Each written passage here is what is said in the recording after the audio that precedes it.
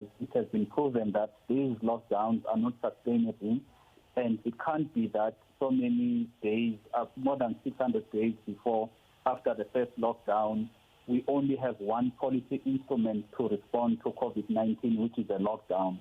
Now, we as the ATM want to make South Africans to be aware and also caution the president that he cannot be pushing for mandatory vaccination, because a vaccination, it is a constitutional right for each and every person to decide what they let in their bodies. Therefore, they cannot be forcing people.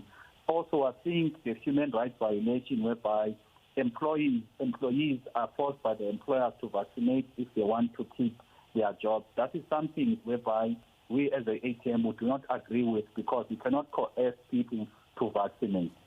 But with the other elements, we note it, but we appreciate it would be more proactive as a country. We have scientists which have identified variants in our country ever since the lockdown started. However, what we're not seeing, it is the same scientists now developing vaccines. How is it that we are so good in terms of identifying variants? However, we lack the necessary expertise to develop vaccines as a country. We are just people who are just waiting for other countries to get vaccines from them, whereas we should be having vaccines. We should be developing our own medicine to respond to the crisis of the COVID-19. All right, thank you for responding, the ATM president there. Let's go to Reverend Kenneth Mashwe of the ACDP. Of course, your response to what President Cyril Ramaphosa said today.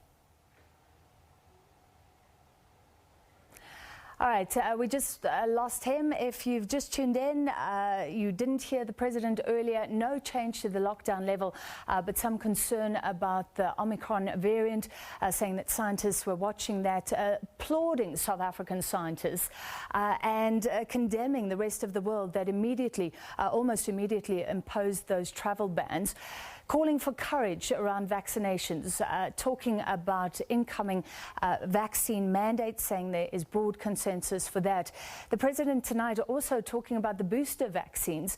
Right now, healthcare workers, he says, can access the Johnson & Johnson booster shots. There have been reports that some healthcare workers would prefer some of the other vaccines. Pfizer has applied, and that is still being looked at, the president confirming tonight. But saying that vulnerable people already qualify for those booster shots. People living with cancer, having certain medical conditions, they are in fact